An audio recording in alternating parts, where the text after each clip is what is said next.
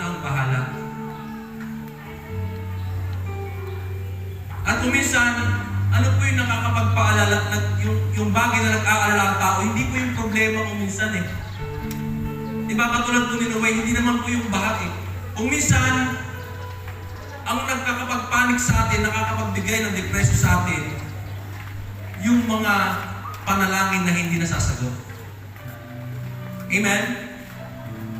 Minsan nag-aalala tayo, parang hindi naririnig ng Diyos yung panalangin ko.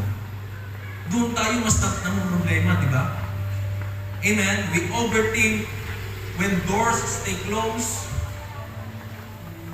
May mga pangarap tayo sa buhay, may mga panalangin tayo, may mga future tayo, you are hoping for na dapat sa edad na to, makukuha ko na to, na dapat sa pagkakataon na dapat may bahay, may sasakyan na ako, pero hindi nangyayari.